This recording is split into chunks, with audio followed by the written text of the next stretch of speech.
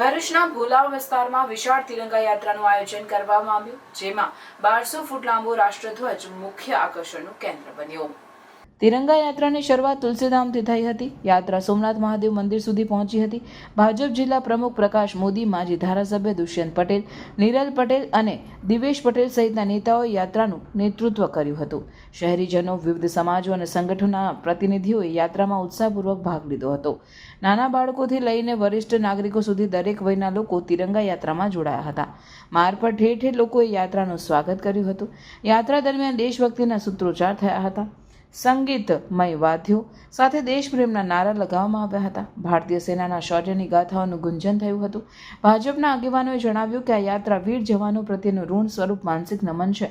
દેશ માટે શહીદ થયેલા જવાનોની યાદમાં અને ભારતીય સેનાના બલિદાનને શ્રદ્ધાંજલિ આપવા આ યાત્રાનું આયોજન કરવામાં આવ્યું હતું। યાત્રાનો મુખ્ય ઉદ્દેશ્ય ભોલાવની જનતામાં રાષ્ટ્રપ્રેમ અને સેના પ્રતિ ગૌરવની ભાવના વધારવાનો હતો।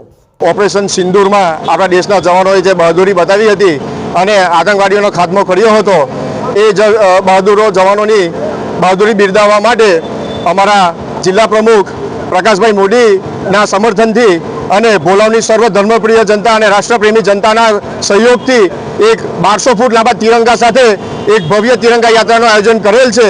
અને અહીંયા અમે તુલસીધામ વિસ્તારથી લઈ ભોલાવના આંતરિક વિસ્તારમાં થઈને સોમનાથ દાદાના મંદિર સુધી આ યાત્રા લઈ જવાના છે। અને ખૂબ જ ઉત્સાહપૂર્વક ભોલાવની જનતા અને ભરૂચ જિલ્લાની સમગ્ર જનતા, હોમગાર્ડના જવાનો અને રિટાયર્ડ આર્મીના જવાનોએ પણ અમારી સાથે સાથ સહકાર આપ્યો છે। તે બદલ હું સૌનો સ્વાગત કરું છું અને આભાર વ્યક્ત કરું છું। દેશની ત્રણેય પાંખોના જવાનોએ આતંકવાદીઓને પાકિસ્તાનમાં ઘૂસીને એમના 9 જેટલા બંકરોનો ધ્વંસ કર્યો અને 100 ઉપરાંત આતંકવાદીઓનો ખાત્મો બોલાવ્યો।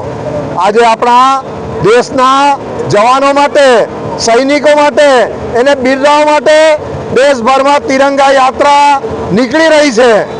ભરૂચ જિલ્લામાં પણ દરેક મંડળમાં, તાલુકામાં તિરંગા યાત્રાઓ નીકળી આજે અહીં ભોલાવ મુકામે ભોલાવના યુવકો દ્વારા પ્રેરિત એક તિરંગા યાત્રા તમામ જ્ઞાતિ, જાતિ અને ધર્મના લોકો આજે આમાં જોડાઈ રહ્યા છે। આ યાત્રા જેમાં 1200 ફૂટ લાંબો તિરંગો ધ્વજ આ યાત્રાની સાથે રહેશે। અનેક યુવાનો, યુવતીઓ, અનેક ધર્મના લોકો, નાત જાતના સંપ્રદાય વગર અને બિન રાજકીય આ એક તિરંગા યાત્રા આજે યોજાઈ રહી છે। આવો આપણે સૌ આ તિરંગા યાત્રામાં જોડાઈ જઈએ।